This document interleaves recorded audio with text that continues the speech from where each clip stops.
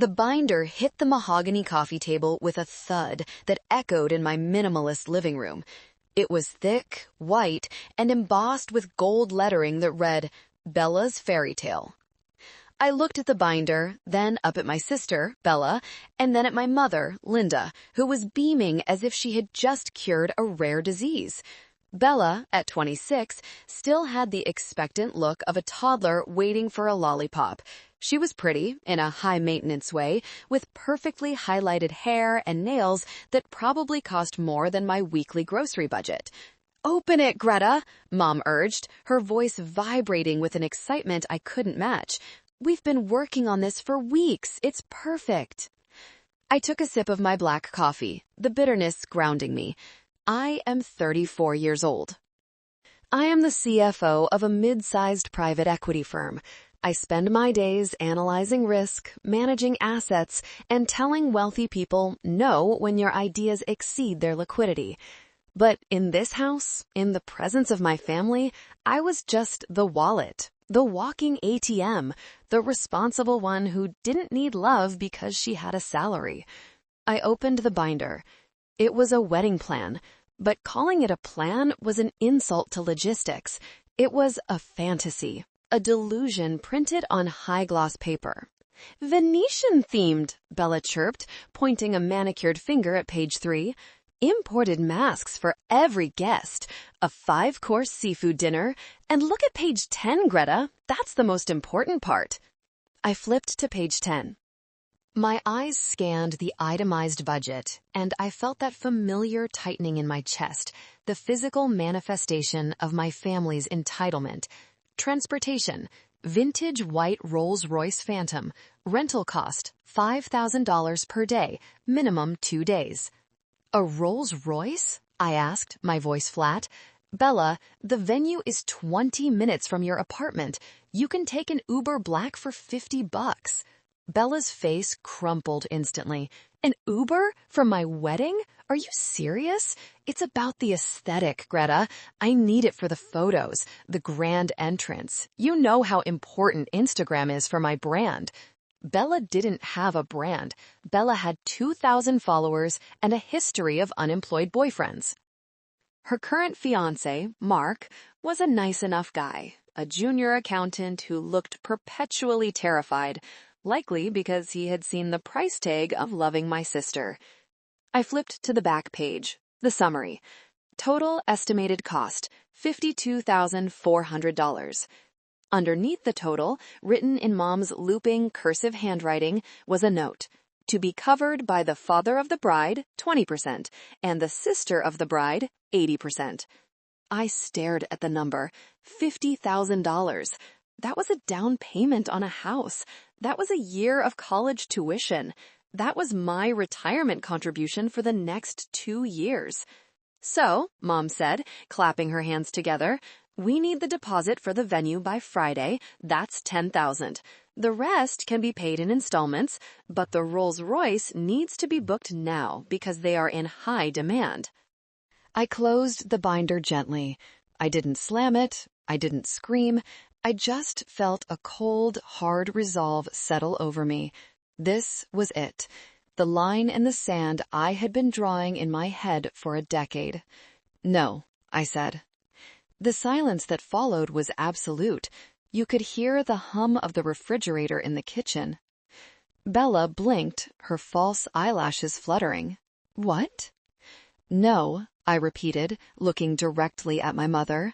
"I am not paying $50,000 for a party. I am not paying $5,000 for a Rolls-Royce to drive 20 minutes. I am not funding this." Mom's smile vanished, replaced by the sharp, pinch-faced look she reserved for when I was being difficult.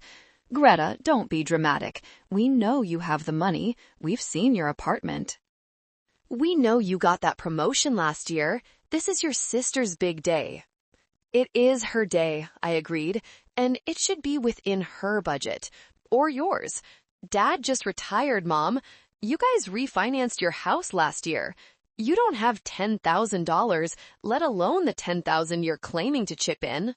We do what we have to for family, Mom snapped, slamming her hand on the table. Something you wouldn't understand. You've always been so cold, so obsessed with your bank account. I'm obsessed with survival, I corrected her. I'm the one who paid off your credit card debt 3 years ago, remember? I'm the one who paid for Bella's car insurance when she got those 3 speeding tickets. I have been doing what I have to for 10 years. But this? A $50,000 wedding when neither of you has a job? This isn't a necessity. It's vanity. Bella burst into tears. It was a performance I had seen 1,000 times. The quivering lip, the hands covering the face. You're ruining everything. You just want me to be miserable because you're jealous. You're jealous because I'm getting married and I'm happy, and you're just alone with your money. The accusation stung, but not for the reason she thought. I wasn't alone. I had Vance, my husband of 2 years, a man they knew nothing about because I knew exactly what would happen if I brought him into this viper's nest. They would drain him dry too. I'm not jealous, Bella, I said, standing up. I'm realistic. If you want a wedding, plan one you can afford. Have a backyard barbecue. Rent a community center. But do not expect me to write a check for a Rolls Royce while you act like a princess on my payroll. You are so selfish, Mom hissed, standing up to comfort Bella.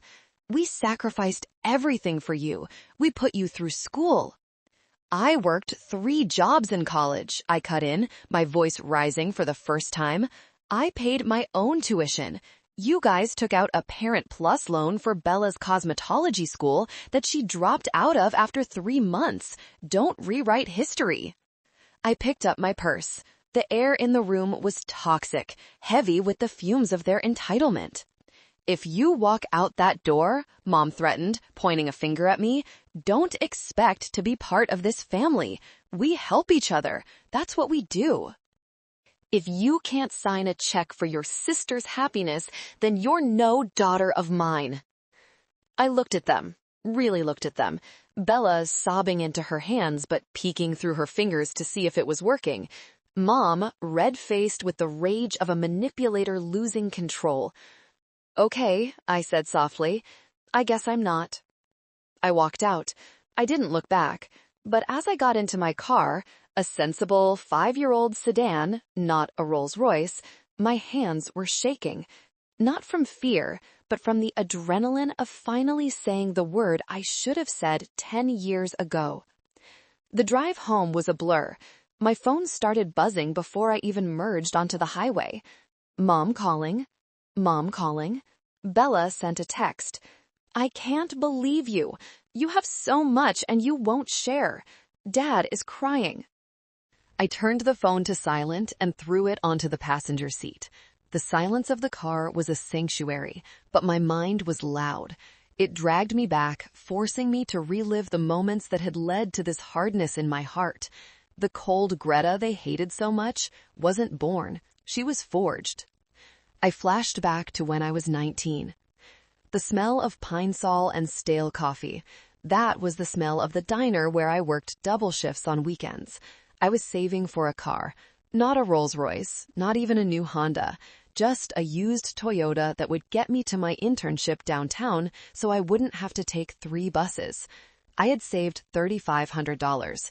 It lived in a shoebox under my bed, wrapped in an old t-shirt. I didn't trust banks back then, mostly because Mom had access to my junior savings account and borrowed from it regularly for emergencies like new curtains or bingo nights. I came home one Tuesday afternoon, exhausted from finals. The house was quiet, too quiet. I went to my room, pulled out the shoebox to add my tips from the weekend. Empty. The t-shirt was there, the cash was gone. My heart hammered against my ribs like a trapped bird. I ran to the living room. Mom? Dad? Mom was in the kitchen, unpacking grocery bags, premium steaks, expensive wine, and there, sitting on the counter, was a brand new gaming console and a pile of clothes from the mall. Bella, then 11, was squealing with delight as she held up a denim jacket. "Where is it?" I choked out. "My money." "Where is my money?" Mom didn't even turn around. She just kept putting away the groceries. "Don't use that tone with me, Greta. We had bills, your father's back was hurting, he missed a week of work. We needed groceries." "You bought steaks," I screamed, tears streaming down my face. "You bought Bella a game. That was my car money. I worked for that. I scrubbed tables for that."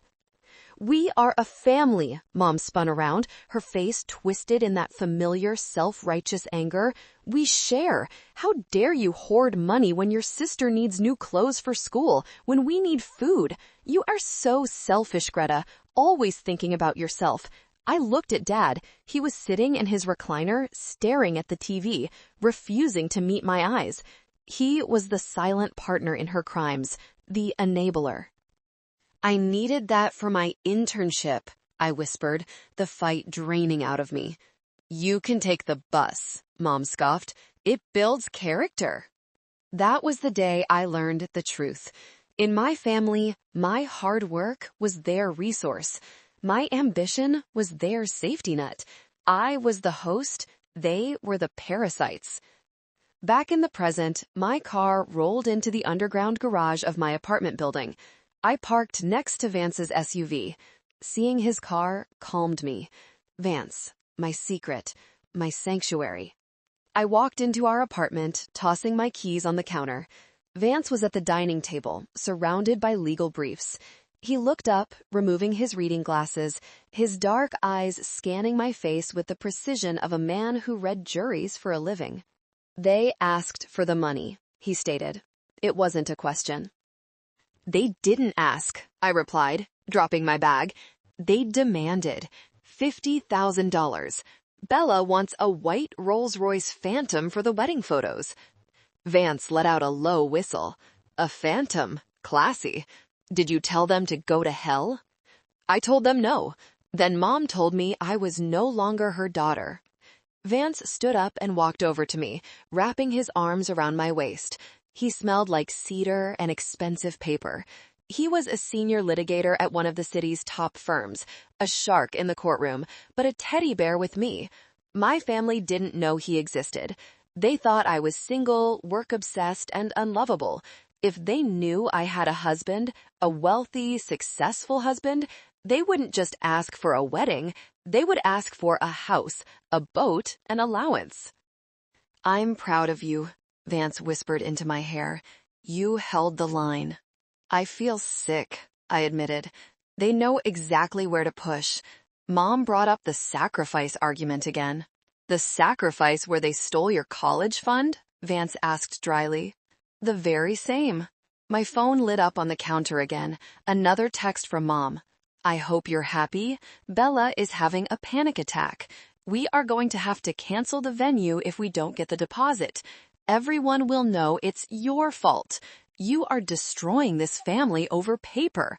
Money is just paper, Greta. Family is forever." "Money is just paper," I read aloud, laughing bitterly. "Easy to say when it's not your paper." "Block them," Vance suggested gently. "For tonight. Just block them." "I can't," I said, staring at the screen. "I need to know what they're doing. They're planning something. Mom doesn't give up this easily. When she's cornered, she doesn't retreat. She escalates." I didn't know how right I was. Later that night, as I lay in bed staring at the ceiling, I couldn't sleep.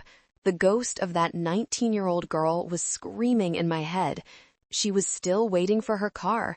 She was still waiting for someone to apologize. But apologies don't come from people who think they own you. I rolled over and hugged Vance, burying my face in his chest. "If they try to come here, they won't get past the doorman," Vance assured me. "And if they do, they deal with me. And I charge $600 an hour to deal with annoying people." I managed a weak smile. I thought the worst was over. I thought the no was the end of it. I was wrong. The no was just the declaration of war. 3 days of silence followed. radio silence. It was more terrifying than the screaming. Usually, after a fight, Mom would unleash a barrage of guilt-tripping texts, followed by Dad leaving voicemail messages about his failing health, usually gas or a mild headache, followed by Bella sending sad selfies. But this time, nothing. I went to work. I managed a merger between two tech startups. I analyzed quarterly reports, but a part of my brain was constantly scanning the horizon for the incoming missile. On Thursday afternoon, the ping came. It was Bella. "Hey, G, look, I'm sorry about Sunday. I was emotional. The wedding stress is getting to me. I know $50,000 is a lot to ask." Mom and Dad and I talked, and we realized we were being unfair. We want to make it right. Can you come to dinner tomorrow? Just us, family only. We want to apologize and show you the new scaled-down plan. Please, I just want my big sister back. "It's a trap," Vance said immediately when I showed him the message over dinner. We were eating takeout Thai food, the kind of simple meal my family would turn their noses up at. "Probably," I admitted, poking at my pad thai. But she said scaled-down plan. Maybe they actually listened? Maybe the shock of me finally saying no woke them up? "Greta," Vance sighed, putting down his chopsticks. "People like them don't wake up. They just change tactics. They realized the stick didn't work, so now they're offering a carrot. But the carrot is poisoned." "I have to go," I said, realizing it as I spoke. "If I don't go, they'll spin it that I'm the one refusing to reconcile, that I'm the one holding a grudge, while they tried to extend an olive branch. I need to see this through. I need to see if there's even a 1% chance they can be normal." Vance looked at me with deep pity. He knew I was chasing a ghost. "Okay, but you're not going alone." "She said family only. If I bring you, it'll blow up before we even order appetizers." "They don't know you exist, remember?" "I'll be close by," Vance said, his eyes narrowing. "Where is it?" "The Gilded Fork," I said, checking the location pin Bella sent. "It's that faux fancy Italian place downtown, the one with the gold statues out front." "Tacky," Vance muttered. "Okay, I'll be at the sports bar across the street. Keep your phone on. Use the safe word if you need me." Our safe word was pineapple. It meant, "Get me out of here immediately. Use extreme prejudice." Friday night arrived. The sky was overcast, matching the knot of dread in my stomach. I dressed carefully, business casual, a blazer that said, "I am a professional," but jeans that said, "I am willing to relax," armor, but disguised. I kissed Vance goodbye in the lobby. "I'll see you in an hour." "I'll be waiting," he said, squeezing my hand. I drove my 5-year-old sedan to the restaurant. As I pulled into the valet circle, I saw it. My parents' car. It was a Lexus SUV. Not new, but definitely beyond their means. They leased it to look successful at church. And right next to it, Bella's rental car for the week, a bright red convertible. God only knew how she paid for that. Probably put it on a credit card she opened in Dad's name. The contrast was striking. My car was paid off, reliable. Their cars were shiny monuments to debt. I handed my keys to the valet, ignoring his slight sneer at my sensible vehicle compared to the flashy ones surrounding it. I walked into the restaurant. The hostess smiled. "Reservation for Collins?" "Yes, I'm joining them." "Right this way." They booked the private dining room. My stomach dropped. Private dining room? That required a minimum spend of $1,000. This didn't scream scaled down budget. This screamed ambush. As I followed the hostess down the dimly lit hallway, the sounds of clinking silverware and laughter faded. The private room was at the back, isolated. The hostess opened the heavy oak door. "Here you are." I stepped inside.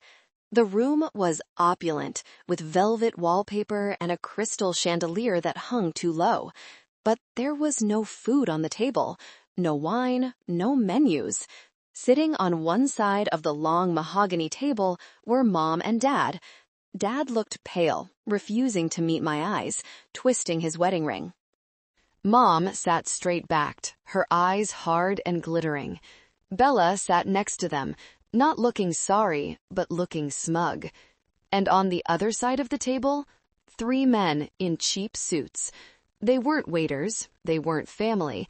They had briefcases open in front of them, stacks of paper arranged with military precision. They looked like the kind of lawyers you see on billboards next to the highway advertising DUI defense or slip and fall, call Saul. "Come in, Greta," Mom said.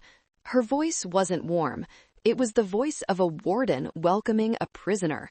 "Have a seat."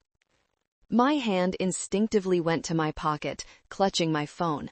I didn't sit. "Who are they?" I asked, my voice steady despite the adrenaline flooding my veins. I thought this was family only. "These gentlemen are helping us," Bella said, a cruel little smile playing on her lips. "Since you refused to honor your obligations as a sister, we had to seek professional advice."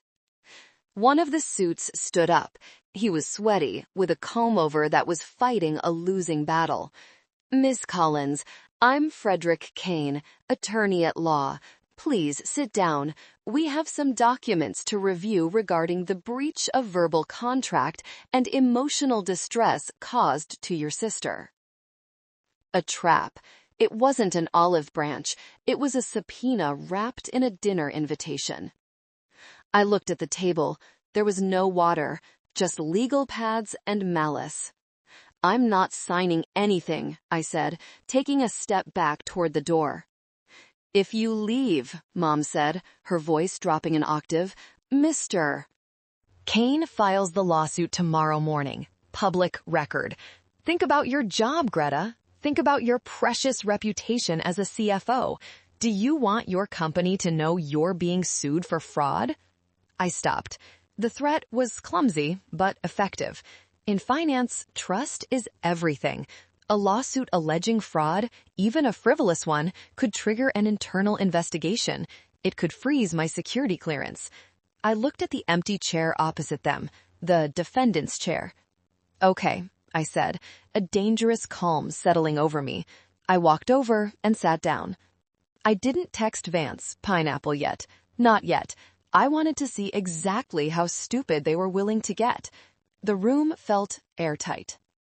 The smell of cheap cologne from the lawyers mixed with my mother's overpowering floral perfume, creating a nauseating cocktail.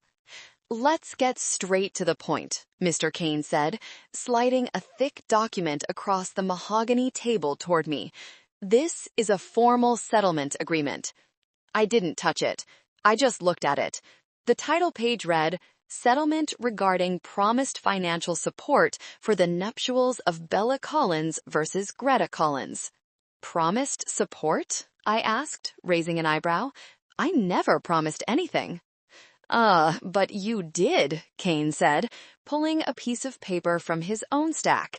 "Exhibit A, an email sent 5 years ago, dated December 12th. He began to read, his voice nasally and grating. Greta wrote, "Bella, I know things are tough right now. Don't worry about the future. When the big moments come, I'll always be there to help you out. That's what sisters do." He looked up triumphantly. "Big moments. Help you out. In the court of law, this constitutes a verbal contract and an expectation of reliance. Bella relied on this promise. She booked the venue, she ordered the dress, and the Rolls-Royce based on your assurance of support. By reneging now, you are causing her financial ruin and severe mental anguish." I stared at him. Then I looked at Bella. She was checking her reflection in her spoon, looking bored. "You're joking, right?" I said. That email was when she failed her cosmetology exams and was crying about being homeless. I sent her $500 for rent that month. That was the help. It wasn't a blank check for a wedding 5 years later.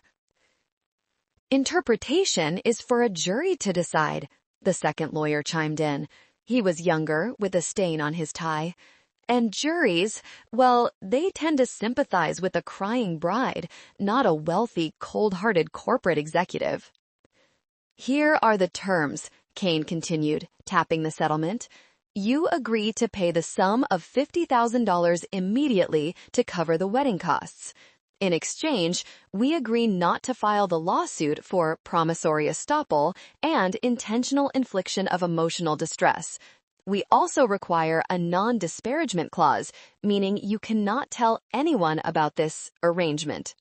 It's a good deal, Greta, Mom said, leaning forward. Her eyes were pleading, but underneath was that steel core of manipulation. Just sign the check. We can put this all behind us. You can be the maid of honor. You can ride in the Rolls-Royce with Bella. I don't want to ride in the Rolls-Royce, Mom, I said quietly. I want a family that doesn't extort me. Dad finally spoke up. His voice was shaky. Greta, honey, please, we can't afford the deposit. The house, we took a second mortgage to help Bella with her business last year. Her business? I looked at Bella. You mean the influencer academy that lasted 2 months? It was a brand pivot, Bella snapped, and it would have worked if you had shared my posts. So you're broke, I summarized, looking at my parents. You're broke, so you hired 3 ambulance chasers to scare me into giving you my savings. Hey, Kane barked, watch your language. We are officers of the court. You're barely officers of a strip mall, I shot back. This contract is garbage. Promissory estoppel requires a clear and definite promise. I'll be there to help is vague sentiment, not a financial guarantee. Any judge would throw this out and sanction you for filing it. Kane's face turned red. We are prepared to go to the press, Miss Collins. Top CFO sued by destitute parents. How will that look on the morning news? Even if you win the case, you lose the war. Your reputation will be shredded. The room went silent. That was the real weapon. Not the law, but the shame. They were banking on my fear of embarrassment. They were weaponizing my success against me. I looked at Mom. She wasn't ashamed. She looked expectant, like she was waiting for me to fold, pull out my checkbook, and be the good little ATM I had always been. Sign it, Bella sneered, or I swear to God, I will go on TikTok tonight and tell everyone how you abuse us. Something inside me snapped. But it wasn't a snap of anger. It was the sound of a tether breaking. The final rope that bound me to these people, the guilt, the obligation, the desperate hope for love, it just severed. I felt light. I looked at Kine. You accept check, right? Mom let out a breath she'd been holding. Oh, thank God. See, I knew you'd be reasonable. Actually, I said, reaching into my purse. I need to verify something with my financial advisor first. It's a lot of money. Make it quick, Kane grunted, checking his watch. I pulled out my phone. I didn't open my banking app. I opened my messages. I typed one word, pineapple. Then I put the phone on the table, screen up. Just a minute, I said, smiling. A real smile. It felt dangerous on my face. He's right across the street. Who? Bella asked, narrowing her eyes. You don't have a financial advisor. You do everything yourself. Oh, I have a lot of things you don't know about, Bella, I said softly. The door to the private room opened. It wasn't a waiter. Vance walked in. He was wearing a charcoal gray suit that cost more than the 3 lawyers' outfits combined. He didn't look like a nice husband tonight. He looked like what he was, a predator in a courtroom. He carried a slim leather briefcase, and his presence sucked the oxygen out of the room. Who the hell is this? Kane demanded, half standing.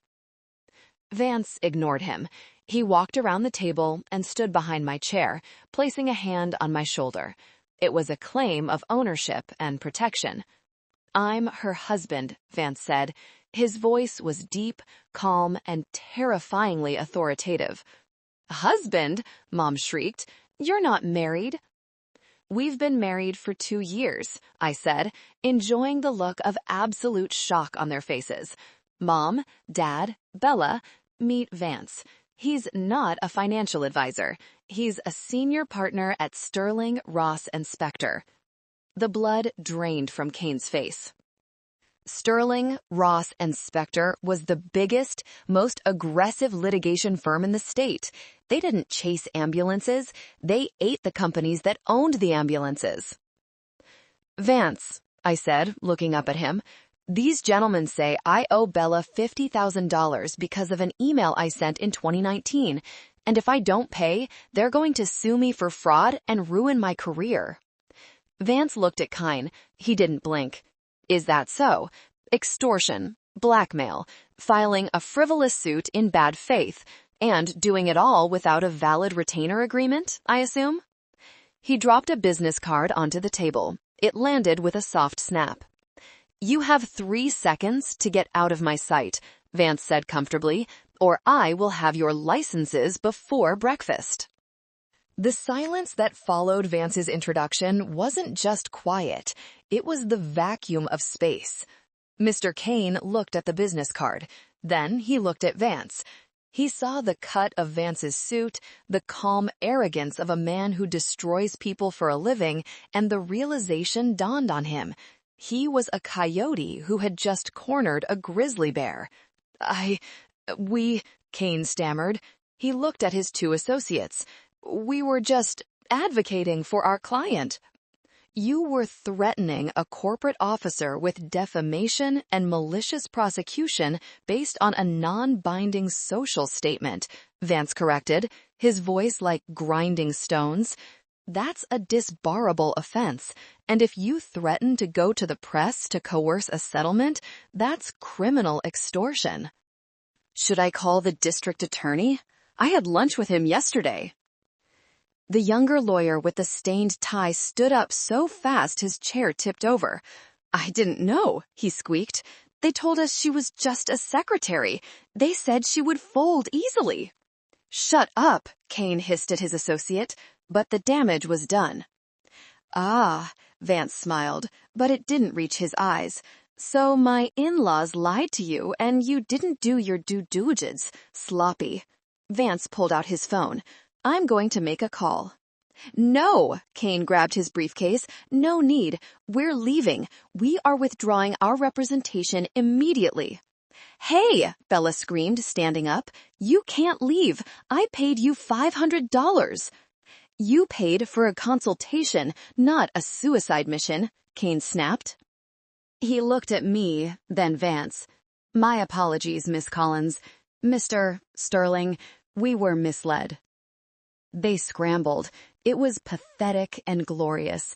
3 grown men tripping over each other to escape the room, leaving their settlement agreement behind like trash. The door clicked shut. Now it was just family.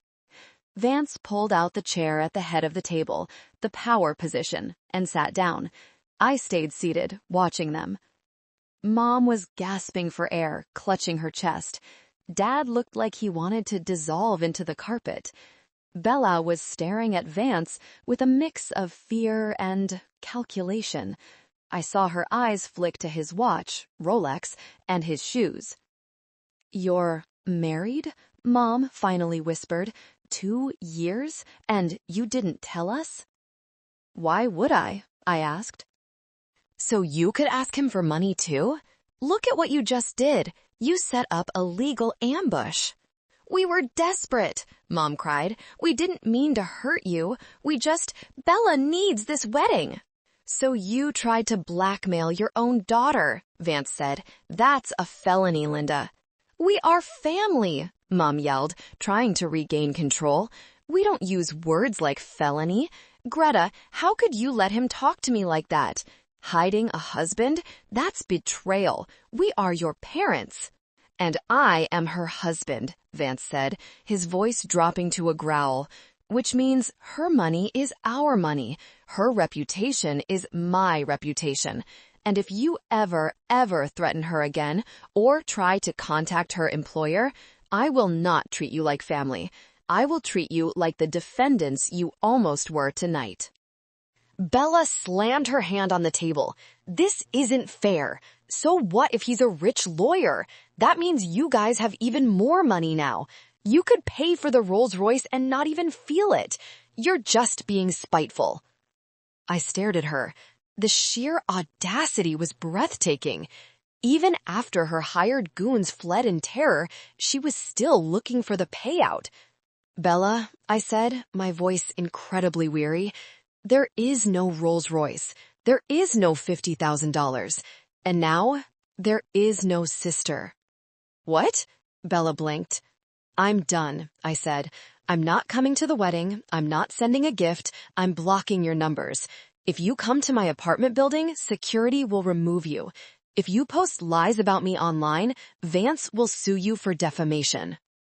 And unlike those clowns you hired, he will win." "You can't do that," Dad mumbled. "We're your blood." "Blood is biology," I said, standing up. Vance stood with me, his hand finding the small of my back. "Family is behavior, and your behavior is predatory." "If you walk out," Mom said, her eyes narrowing into slits, "don't come back when he leaves you, because he will. Men like that don't stay with girls like you." Vance laughed. It was a genuine, hearty laugh. "Linda, I chase her every day. She's the smartest, strongest person I know. The only thing I wonder is how she came from people like you." He took my hand. "Ready to go, Mrs. Sterling?" "Ready," I said. We walked out. Behind us, the sound of Bella's screaming finally started. "My wedding! My photos! It's ruined!" "It's all her fault." We walked through the restaurant, past the confused hostess, and out into the cool night air. The valet brought my sedan around. "I can drive," Vance offered. "No," I said, getting into the driver's seat. "I want to drive. I feel awake." Vance got in the passenger seat. As we pulled away, leaving the Lexus and the rental convertible behind, I didn't cry. I felt a strange sensation in my chest. It was emptiness, yes, but it was a clean emptiness, the kind you feel after you finally throw out the trash that's been rotting in your kitchen for years. "So," Vance said as we merged onto the highway, "how does it feel to be free?" "Expensive," I joked weakly. "I think I owe you a really nice dinner." "McDonald's," he suggested. "McDonald's," I agreed. We ate burgers in the car, parked overlooking the city lights. It was infinitely better than the private dining room at the Gilded Fork, but I knew, deep down, it wasn't over. People like Mom and Bella don't handle rejection well. They view boundaries as challenges. And Bella still had her greatest weapon left, the internet. The fallout began on Saturday morning. I woke up to 50 notifications on Instagram. I didn't open them. I knew what they were. Bella was unleashing the flying monkeys, the term for people manipulated by a narcissist to do their bidding. I made coffee. I sat on the balcony. Vance was reading the paper. "Don't look," he warned, seeing me eyeing my phone. "I have to document it," I said, switching into professional mode. "If we're going to threaten defamation, we need receipts." I opened the app. Bella had gone live the night before. The video was titled, "Heartbroken. My rich sister ruined my wedding and abandoned us." I watched it. She was sitting in her car, the rental, tears streaming down her face, no doubt aided by Visine. "Guys," she sniffled, "I didn't want to make this video, but I'm just so hurt. My sister, Greta, she makes 6 figures. She lives in a penthouse. I asked her for a loan, just a loan, to help with my wedding because Mom and Dad are struggling with medical bills. And she laughed at me. She brought her secret husband to dinner just to intimidate my parents. She called us trash." She paused for dramatic effect. "Now I have to cancel the car. I might have to cancel the venue." I just wanted one special day, but I guess money changes people. If you have a toxic family member, you understand. Hashtag toxic sister, hashtag broken heart, narcissist. The comments were a cesspool. User 123, wow, your sister sounds like a monster. Money is evil. Love my life. Drop her at. Let's tell her what we think of her. Aunt Carol, Greta has always been difficult. Praying for you, Bella. Aunt Carol, a woman I had sent birthday cards to for 20 years, betrayed by a hashtag.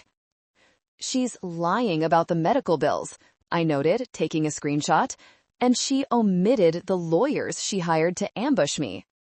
It's a classic Darvo move, Vance said. Deny, attack, reverse victim and offender. She's painting you as the abuser.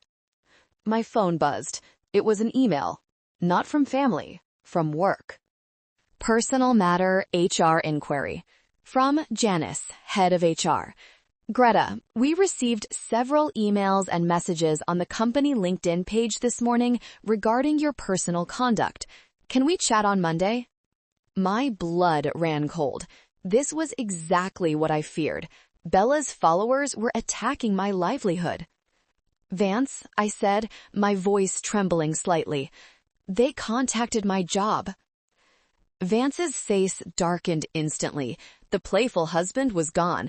The litigator was back. Send me the email and send me the screenshots of the comments urging people to contact your employer. What are you going to do? I'm going to draft a cease and desist letter that will make Bella's head spin. And I'm going to write a letter to your HR department explaining that you are the victim of an extortion attempt and cyber harassment. Monday came. The meeting with HR was humiliating. I had to sit there and explain my family drama to Janice, showing her the threats from the lawyers and Vance's statement. Thankfully, Janice was understanding, especially after seeing the letterhead from Vance's firm, but the damage was done. I was now the woman with the crazy family. I went home that night feeling drained. I wanted to scream. I wanted to reply to every comment, but I didn't. Silence is the only way to starve a fire. We wait, Vance said. Let her play her hand. She's desperate. Desperate people make mistakes. And Bella was desperate. The wedding was 2 weeks away. She had no money for the Rolls-Royce, no money for the seafood, and thanks to her video, everyone expected a tragedy. She kept posting updates on how she was making do with scraps. She posted a photo of a frozen lasagna with the caption, "My bridal dinner. Thanks, Greta." I stayed silent. I blocked her number. I blocked my parents. But I didn't block the gossip. My cousin Sarah, the only neutral party in the family, texted me. She's losing it, Greta. She's trying to get Mark to take out a payday loan. She told guests it's a minimalist chic theme now. Minimalist chic, code for broke. I focused on my work. I focused on Vance. We started looking at houses. Big houses, far away from my parents. Then, the day of the wedding arrived. I wasn't there. I was in Cabo. Vance had booked a last-minute trip. If we're in the country, you'll be tempted to check on them. Let's go where the Wi-Fi is spotty and the margaritas are strong. So while Bella was putting on her dress, I was putting on sunscreen. But even in Cabo, the truth finds a way. I was lying by the pool when my phone buzzed. It was Sarah. Sarah, OMG, you have to see this. She didn't get the Rolls-Royce. Sarah sent a photo. I opened it. It was a photo taken outside the church. Bella was stepping out of a vehicle. It wasn't a white Phantom. It wasn't even a limo. It was a yellow taxi, a Toyota Prius taxi. Her dress, a poofy, massive ball gown, was shoved into the back seat, wrinkled and crushed. Her face was a mask of thunderous fury. I zoomed in. Behind her, Mom was arguing with the taxi driver, probably about the fare. "Vance," I said, nudging him, "look." He lowered his sunglasses and looked at the phone. He snorted. From Phantom to Prius. That's poetic justice. It gets better, I said, scrolling to Sarah's next text. Sarah, the food ran out. They ordered pizza. Mark looks like he wants to die. And Bella just screamed at the DJ for playing the wrong song. It's a disaster. I felt a pang of, not guilt, but pity. Pity for Mark. Pity for the guests. But mostly a strange sense of release. They had tried to destroy me to fund this circus. I refused, and the circus collapsed under the weight of its own incompetence. To the Rolls-Royce, I said, raising my margarita. To the Prius, Vance corrected, clinking his glass against mine, and to boundaries. I thought that was the end. The wedding was over, Bella was married, they would fade into their miserable lives, and I would live mine. But I forgot one thing. Bella wasn't just vain, she was greedy. And now that she was married to an accountant, she thought she had a business partner. The Porsche was coming, and with it, the real crime. Returning from Cabo felt like stepping back into reality, but with a new layer of armor. The vacation had cleansed me. The salt water had washed away the immediate sting of the betrayal. However, the stories from the wedding were legendary. According to Cousin Sarah, my mole, the reception had been a train wreck. The Venetian theme consisted of cheap plastic masks from a party store. The seafood was replaced by lukewarm pasta and eventually Domino's pizza when the caterer walked out due to non-payment of the final installment. But the piece de resistance was the toast. Apparently, Mom had taken the microphone and drunkenly sobbed about family betrayal and ungrateful children, casting a pall over the entire room. Mark, the groom, had spent the night apologizing to guests. I felt a grim satisfaction. They wanted a spectacle, they got one. A week after we returned, I was back in my office reviewing quarterly projections when my phone buzzed. It was a notification from Instagram. I had created a Finsta, fake Instagram account, to monitor Bella, purely for legal protection as Vance advised. Bella had posted a new photo. She was standing in front of a sleek, modern office building, which I recognized as a co-working space downtown that rented desks by the hour. She was wearing a blazer that looked suspiciously like one I used to own and had lost years ago. Caption: New chapter. Mrs. Collins Miller is officially a CEO. Launching Lux Life Consulting today. I'm turning my tragedy into triumph. Don't let toxic people stop your shine. I'm going to teach you how to live the high life on a budget. Hashtag boss babe, hashtag entrepreneur, hashtag CEO. Lux Life Consulting, I muttered to myself. She can't even balance a checkbook. I clicked on her website link in the bio. It was a Wix site, hastily thrown together. Services, wedding styling, $500. Personal branding, $300. The Millionaire Mindset course, $1,000. I nearly choked on my coffee. The girl who tried to extort her sister for a Rolls-Royce was now selling a course on a millionaire mindset. Let her be, Vance said that night when I showed him. As long as she's not asking you for money, let her play pretend. It's not just pretend, Vance, I said, scrolling through her feed. Look at this. I showed him a post from 2 days later. Bella was posing with a glass of champagne, probably ginger ale, in what looked like a first-class airplane seat. Caption: Flying out to meet a client. Business is booming. That's a set, I said. There's a studio in the Arts District that rents out a fake private jet interior for influencers to take photos in. It costs $50 an hour. So? It's pathetic, but not illegal, Vance shrugged. It is if she's using it to trick people into buying her course, I countered. She's selling a lifestyle she doesn't have. It's false advertising. Caveat emptor, Vance said. Buyer beware. But it didn't stop there. 2 weeks later, the escalation happened. I was driving home from work when I saw it. A bright red Porsche 911. It was parked illegally in front of a coffee shop near my apartment. I wouldn't have noticed it, except Bella was leaning against it, having her picture taken by a miserable-looking Mark. I pulled over across the street, watching. Bella was posing, tossing her hair, holding the keys up to the light. She looked ecstatic. She looked rich. I checked Instagram 5 minutes later. Photo of Bella on the hood of the Porsche. Caption: hard work pays off. Hubby bought me a little treat for hitting my sales goals this month. Welcome to the family, baby. Hashtag Porsche, hashtag paid in cash, Lux Life. I frowned. Mark was a junior accountant. He made maybe $60,000 a year. He was drowning in student loans. There was no way, absolutely no way, he bought a Porsche 911. Even a used one was 6 figures. She rented it, I whispered to myself. But renting a Porsche isn't cheap. It's $300 to $500 a day, plus a massive security deposit.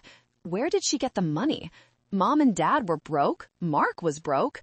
A cold feeling settled in my stomach.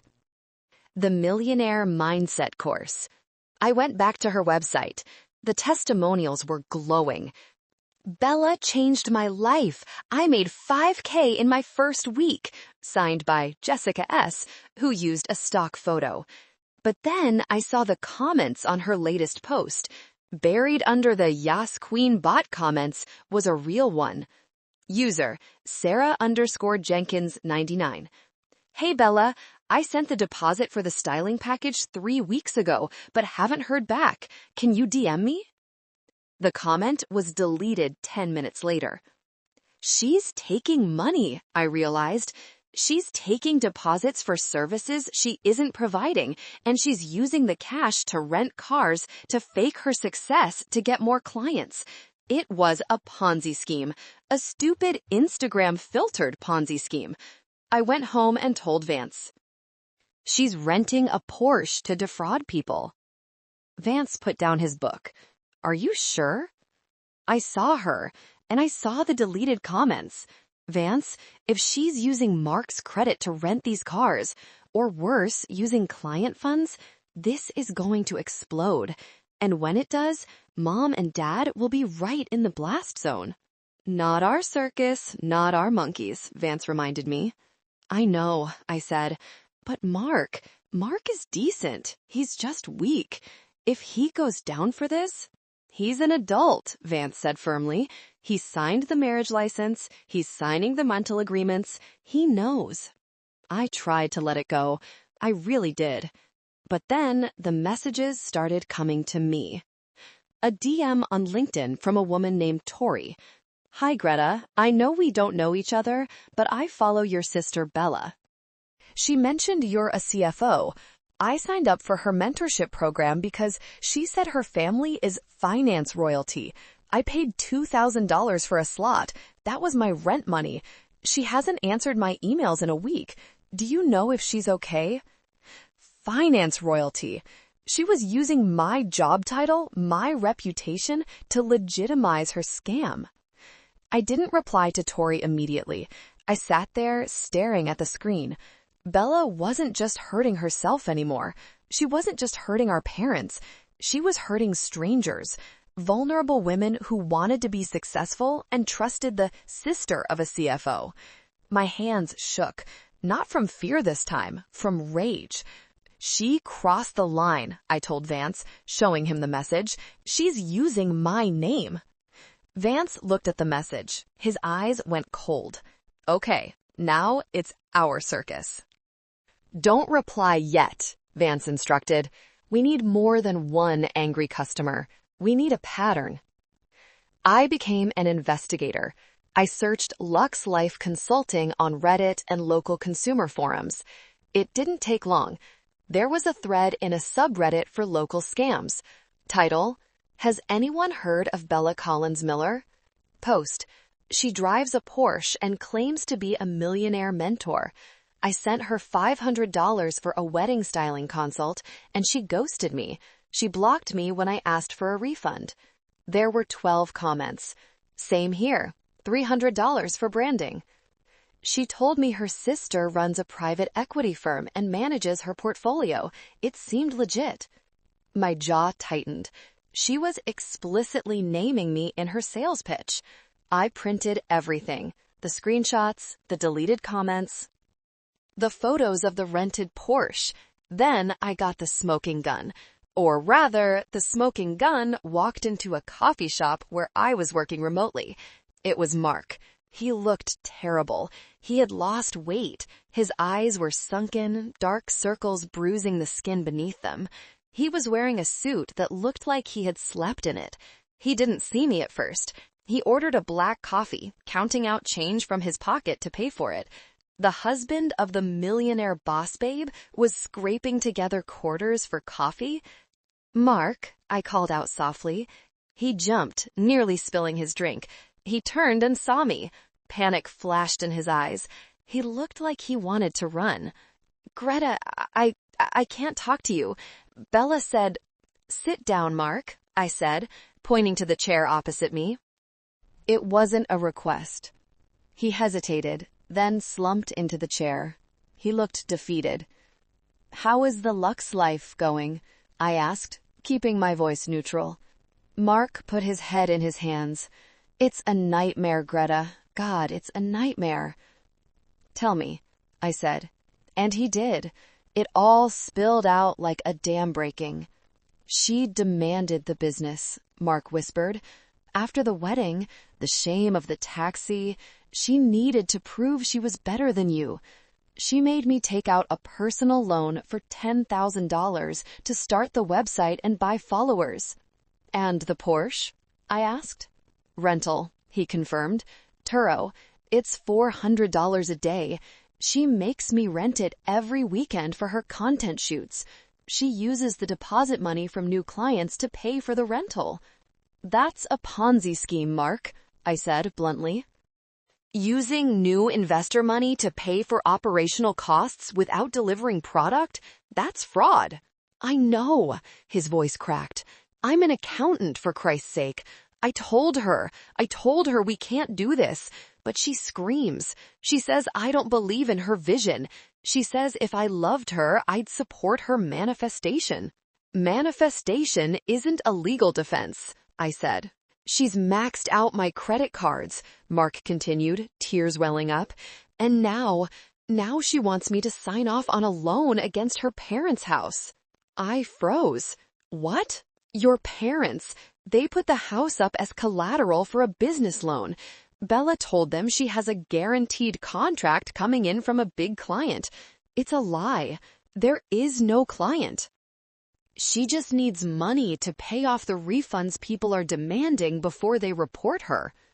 My parents, those idiots, they had refinanced the house to give her money before, and now they were putting the deed on the line? "Mark," I said, leaning forward, "if she defaults on that loan, they lose the house. And if she's caught defrauding clients across state lines via the internet, that's wire fraud, federal prison for both of you, since your name is on the LLC." Mark went white. "I didn't sign the checks. I just rent the car." "You're the husband. You're the accountant. You're complicit." "Help me," he begged. "Greta, please, I don't want to go to jail. I just wanted a wife." "I can't save Bella," I said coldly. "She's too far gone. But if you want to save yourself, you need to give me the books, the real books." "She'll kill me." "The FBI will do worse than kill you. They'll erase your future. Vance is a lawyer. If you turn state's evidence, if you cooperate, maybe you get out of this with just debt and a divorce. But you have to choose right now, the Porsche or the prison cell." Mark stared at his coffee cup. Then he reached into his bag and pulled out a flash drive. "I made a backup," he whispered, "because I knew this day would come. It shows everything, the fake invoices, the diverted funds, the rental agreements." He slid the drive across the table. I put my hand over it. "Does she know you have this?" "No." "Good. Go home, Act normal, don't sign anything else. And for God's sake, stop renting the Porsche. I left the coffee shop with the flash drive in my purse. It felt heavier than the binder Bella had thrown at me months ago. That binder was a request for money. This flash drive was a warrant. I went straight to Vance's office. "Got it," I said, tossing the drive onto his desk. Mark flipped. Vance plugged it in. We watched the spreadsheet load. It was worse than I thought. $40,000 collected in 2 months. $35,000 spent on luxury car rentals, designer clothes, and brand image. $0 spent on fulfilling services. And there, at the bottom of the spreadsheet, was the note, pending, parent home equity loan, $100,000. They are going to lose the house, I said. They signed the papers, Vance said, looking at a scanned document in the file. Greta, looking at this, Bella isn't just a scammer. She's a predator. She's eating her own parents alive. I have to stop the loan, I said. You can't, Vance said. It's signed. The bank is processing it. The only way to stop it is to arrest her before the funds clear. Then we arrest her, I said. We need a sting, Vance said, his eyes narrowing. She needs to be caught in the act of soliciting money under false pretenses. We need a victim. I have one, I said, pulling up the message from Tori, and she's ready to fight. We hatched the plan. Bella was hosting a VIP mastermind brunch this Sunday. Tickets were $500. She was going to unveil her exclusive partnership with a private equity firm. She was going to lie about me, publicly, to a room full of victims. We'll be there, Vance said, and we'll bring the police. I looked out the window of Vance's high-rise office. I could see the city below. Somewhere down there, Bella was driving a rented Porsche, thinking she had won. She thought she was the main character. She was about to find out she was just the villain in my story. The flash drive Mark handed me was a Pandora's box. Once I plugged it into my laptop, sitting there in Vance's office, with the city lights blinking below us, there was no going back. I opened the folder labeled Expenses. It was a roadmap of delusion.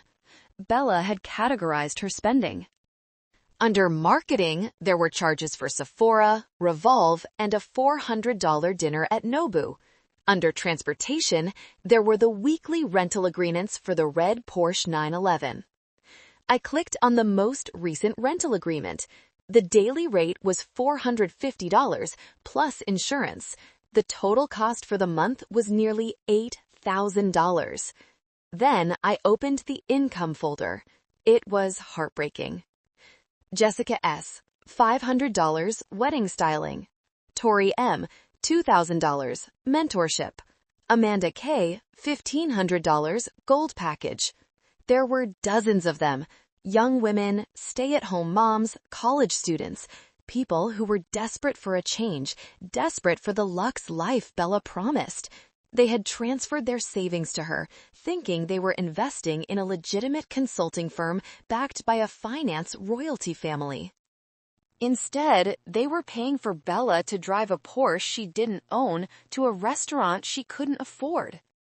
This is wire fraud, Vance said, reading over my shoulder. She's soliciting funds across state lines via the internet, promising services she has no intention of fulfilling, and diverting the funds for personal use. It's textbook. And look at this, I pointed to a subfolder named Investors. There was only one document inside, loan application, home equity line of credit. It was filled out in my father's handwriting, but the signature at the bottom was Bella's alongside his. They were applying for $100,000 against the house on Oak Street. They haven't just signed it, I said, feeling a wave of nausea. They submitted it. The status says underwriting. We have to stop this, Vance said. If that loan funds, the money disappears into Bella's black hole, and the bank takes the house. We will, I said, my voice hardening. But we can't just call the bank. We need to cut the head off the snake. I picked up my phone and called Tori, the woman who had messaged me on LinkedIn. Greta? Her voice was shaky. Hi, Tori, I said. I'm sorry it took me a day to get back to you. I needed to verify some things. You were right. My sister is running a scam. Tori gasped. I knew it. She hasn't answered a single email. My rent money. We're going to get it back, I promised, though I wasn't entirely sure how yet. But I need your help. You said there's a mastermind brunch this Sunday? Yes, Tori said. It's at the Sapphire Hotel. Tickets were $500. She said she's announcing a major partnership with your firm. Okay, I said. I need you to go, and I need you to bring a friend. Who? Me. The next 48 hours were a blur of tactical precision. Vance contacted his friend at the district attorney's office. We didn't ask for a favor. We handed them a gift-wrapped case. Mark's flash drive, the fake invoices, the rental agreements, and the sworn affidavits from 3 victims I managed to track down. The DA was interested, especially when they saw the scale of it. Bella wasn't just scamming friends, she was running ads. Sunday morning arrived. The sky was a brilliant, cloudless blue, the kind of day that looks great in photos.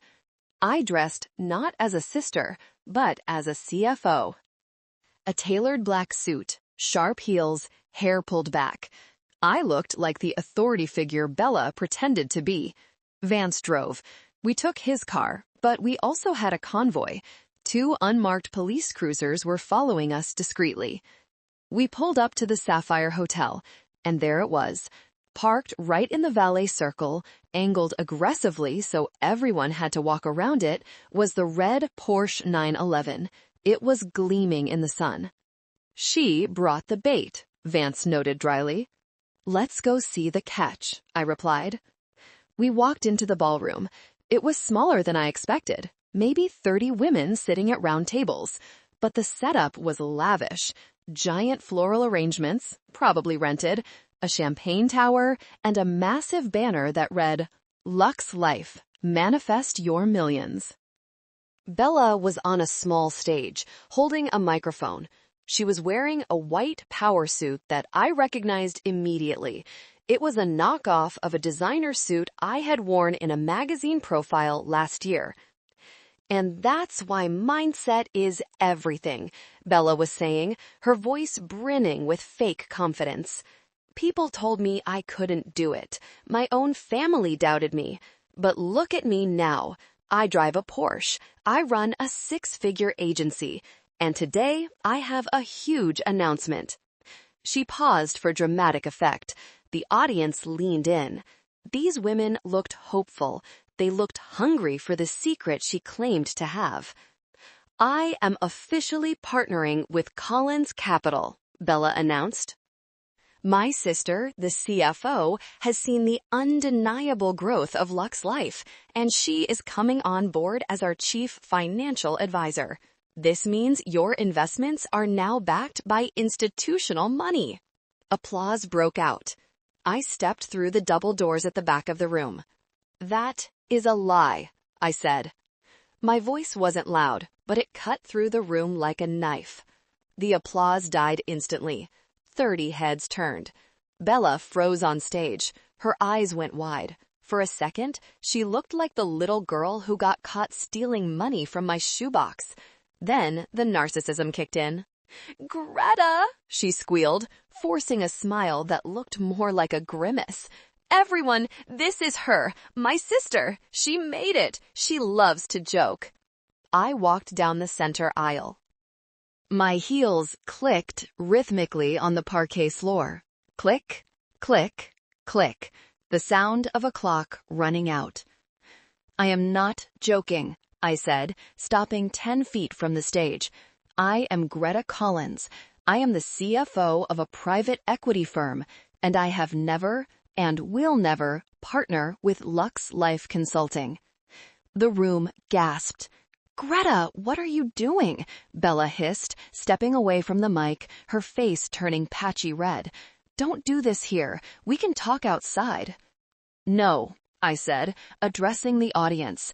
We are talking here, because these women deserve to know where their money went. I held up a folder. Your money isn't in an investment account, I announced. It's in the parking lot. It's sitting in the red Porsche outside, a Porsche that is rented from Turo for $400 a day. Liar! Bella screamed. Security! Get her out of here! She's jealous! She's toxic! And the wedding styling? I continued, ignoring her. The mentorship? It doesn't exist. She is using new deposits to pay off old debts. It's a Ponzi scheme. It's not, Bella shrieked. She looked at the audience. Don't listen to her. She's trying to sabotage me because I'm more successful than her. Bella, I said softly, look at the door. Bella looked. 2 uniformed officers and a detective in a suit walked in. The color drained from Bella's face so completely she looked like a wax figure. Is Isabella Collins Miller? The detective asked. No, Bella whispered. She took a step back, tripping over a speaker wire. You are under arrest for wire fraud, grand larceny, and deceptive business practices, the detective said, walking up the steps of the stage. Mark! Bella screamed. Mark! Tell them it's a mistake. Mark wasn't there. He was at his parents' house, filing for divorce. The officers grabbed her arms. She struggled, kicking and screaming. My bag! My Hermes bag! Don't touch it! It's fake, Bella, I said, as they marched her down the aisle past me, just like everything else. They dragged her out. The audience followed, phones out, recording everything. Outside, the scene was cinematic. They pressed Bella against the hood of the red Porsche to cuff her. The cold steel of the handcuffs clicked against her wrists, right next to the Porsche crest on the hood. You did this! She screamed at me as they shoved her into the back of the police cruiser. You ruined my life. I stood there, watching the lights flash. Vance put his arm around me. No, Bella, I whispered to the wind. You did this. I just turned on the lights. The arrest was all over the local news by 5 p.m. Local influencer arrested in Porsche Ponzi scheme. The video of her screaming, my Hermes bag, while being cuffed against the rented car went viral instantly. But for me, the war wasn't over. There was one final stronghold to dismantle. My parents. They hadn't been at the brunch. They were at home, likely waiting for Bella to call and tell them the loan had been approved so they could give her more money. Vance and I drove to their house, the house on Oak Street. It was a modest house, a ranch style with a fading lawn. This was the house where I grew up, the house where I learned to hide my money, the house where I was told I was never enough. We walked in. The door was unlocked. Mom was in the living room, pacing. Dad was on the couch, holding his head. The TV was on, replaying Bella's arrest. When Mom saw me, she didn't ask how I was. She didn't ask for the truth. She launched herself at me like a missile. You monster, she screamed, her face contorted. You called the police on your own sister. How could you? She's a baby. She's in a cell. She committed fraud, Mom, I said calmly. She stole thousands of dollars from people. She was going to pay it back, Mom yelled. She had a plan. The loan was going to fix everything. We signed the papers. Why couldn't you just wait? Why do you have to destroy everything you touch? The loan, I repeated. Let's talk about that loan. I walked over to the coffee table and picked up the loan documents that were sitting there, ready to be mailed for final verification. Amount, $100,000. Collateral, 420 Oak Street. You tried to take out a second mortgage, I said. It's our house, Dad shouted, standing up. We can do what we want with it. We were investing in our daughter. That's the problem, Dad, I said, reaching into Vance's briefcase. It's not your house. I pulled out a blue folder. What are you talking about? Mom scoffed. We've lived here for 30 years. Yes, I said, and 10 years ago you almost lost it, remember? Dad got laid off. You stopped paying the mortgage for 8 months. The bank sent a foreclosure notice. Dad went pale. He remembered.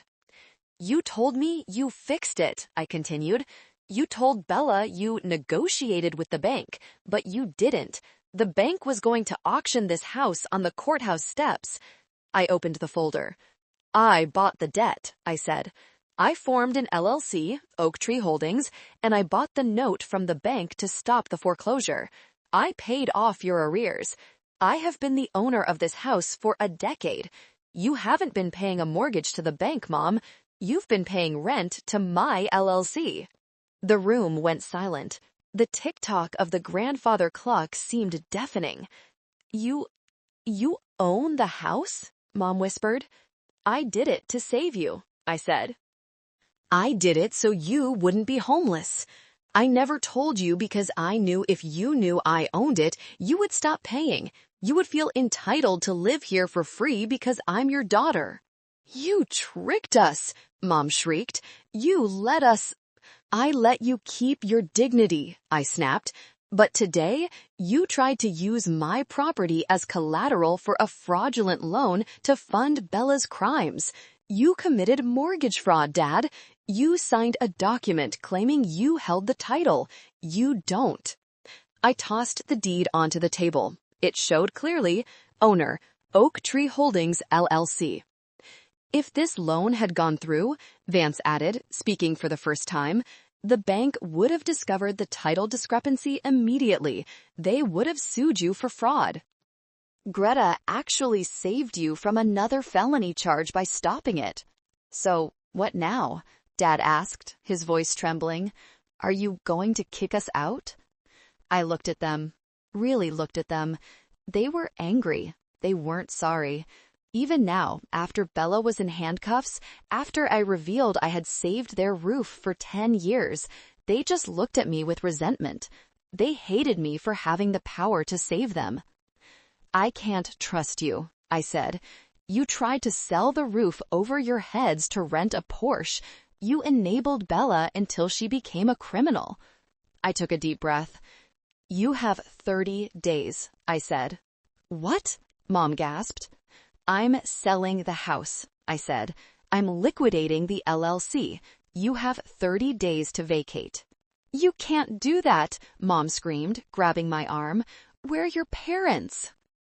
Where will we go? We have no money. You have the money you saved by not paying for Bella's wedding, I said coldly, pulling my arm away. And you have Social Security. You can rent a small apartment, but you cannot live in my asset anymore. I will curse you, Mom spat, her eyes wild. I hope you die alone. I hope your husband leaves you. You are cold. You are ice. I am the person who paid your bills, I said, and now I'm the person stopping. I turned to leave. Dad was weeping on the couch. Mom was throwing throw pillows at my back. 30 days, I repeated, or the sheriff comes. And unlike Bella, I don't need to rent a car to make that happen. We walked out. The door slammed behind us. The drive home was silent, but it wasn't an awkward silence. It was the silence of a funeral. I had just buried my family. Are you okay? Vance asked when we parked. No, I said honestly, but I will be. 3 months later. The courtroom smelled like floor wax and anxiety. I sat in the back row. I wasn't there to testify. The evidence from the flash drive and the victim statements were more than enough. I was just there to witness. Bella was brought in. She looked small. Gone was the Lux Life persona. She was wearing an orange jumpsuit. Her roots were showing, dark brown claiming back the bleached blonde. She wasn't wearing makeup. She looked like exactly what she was, a 26-year-old girl who had played a game she didn't understand and lost. She scanned the room. She saw Mark. Mark was sitting on the other side of the aisle, next to his divorce lawyer. He wouldn't look at her.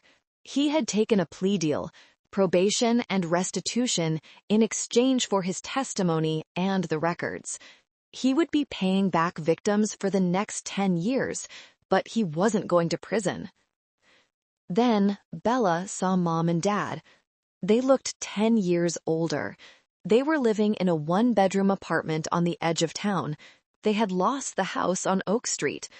I sold it to a nice young couple who wanted to start a family. The proceeds from the sale went into a trust for my own future children, a college fund that no one could steal. And then Bella saw me. Her eyes locked onto mine. I expected hate. I expected her to scream, but she just looked confused. As if she still couldn't understand why the script hadn't flipped in her favor, why the rich sister hadn't swooped in to save the day at the last second. The judge read the sentence. Isabella Collins Miller, for the crimes of wire fraud and grand larceny, you are sentenced to 36 months in federal prison, followed by 5 years of probation. You are also ordered to pay restitution in the amount of $45,000 to the victims. 3 years. Mom started sobbing loudly. My baby! She can't go to prison. She's delicate. The bailiff had to quiet her. Bella didn't cry. She just nodded. I think, in a way, she was relieved. The hustle was over. She didn't have to pretend to be rich anymore. She didn't have to rent the Porsche. She could just be Bella. As they led her away, she paused near the aisle where I sat. Greta, she whispered. I looked at her. Did the photos look good? She asked. The ones with the Porsche, before the cops came?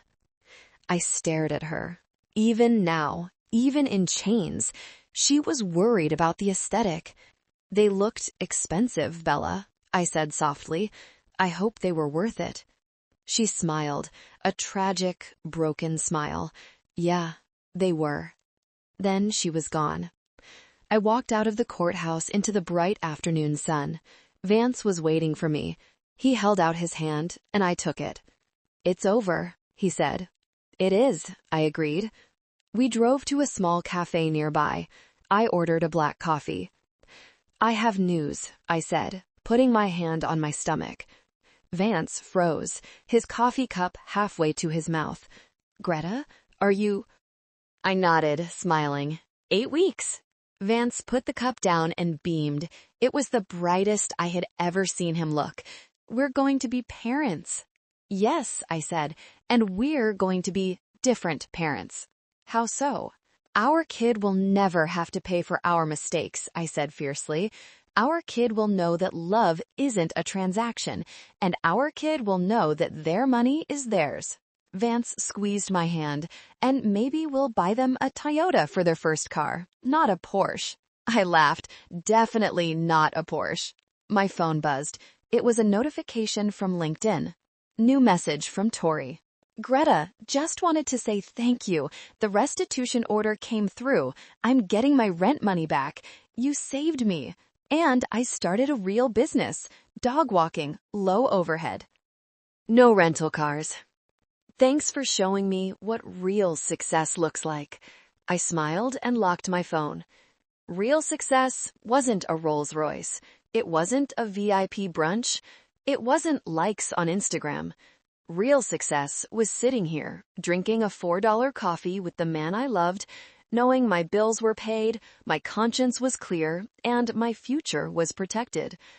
I thought about the house on Oak Street. It was empty now, stripped of my parents' clutter and Bella's delusions. It was just a house. I thought about the family I had lost, and I realized I hadn't lost them. You can't lose something you never really had.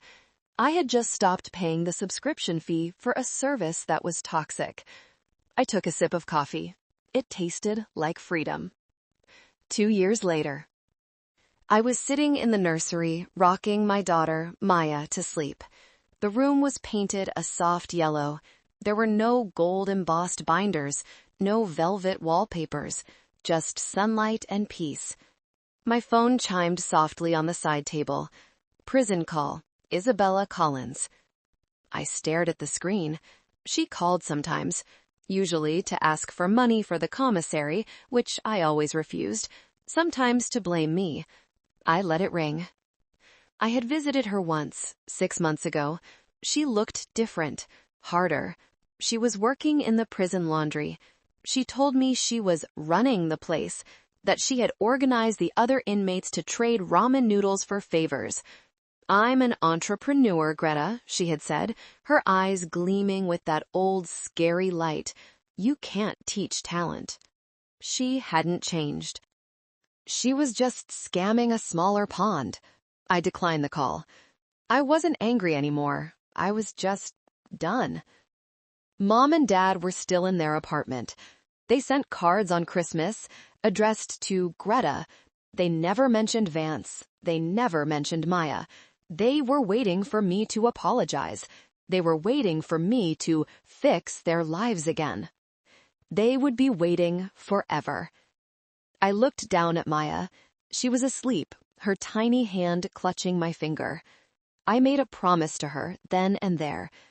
"I will never ask you to owe me for your existence," I whispered. "I will never make you pay for my dreams. You are free." That was the cycle breaking. It didn't break with a bang. It broke with a whisper in a yellow nursery. People ask me if I regret it. If I regret the public scandal, the arrest, the eviction, they ask, "But isn't family everything?" And I tell them this: family is important, but integrity is everything. If your family demands you set yourself on fire to keep them warm, they don't love you. They are just using you as fuel. I refused to burn. I walked out to the living room. Vance was there, watching the news.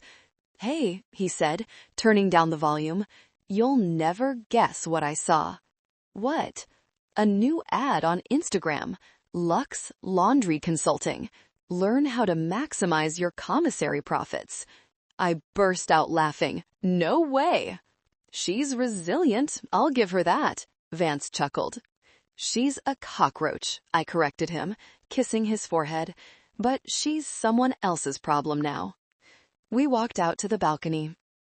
Below us, the city moved on. Somewhere down there, someone was renting a Porsche they couldn't afford. Someone was signing a loan they couldn't pay. Someone was trying to buy happiness. I looked at my Honda SUV parked in our spot. It was dirty, it had a car seat in the back, it was fully paid off. It was the most beautiful car I had ever seen. Thank you for listening to my story. Don't forget to subscribe. I have a feeling this won't be the last time life tries to test me, but next time I won't be doing it alone. Take care of yourselves.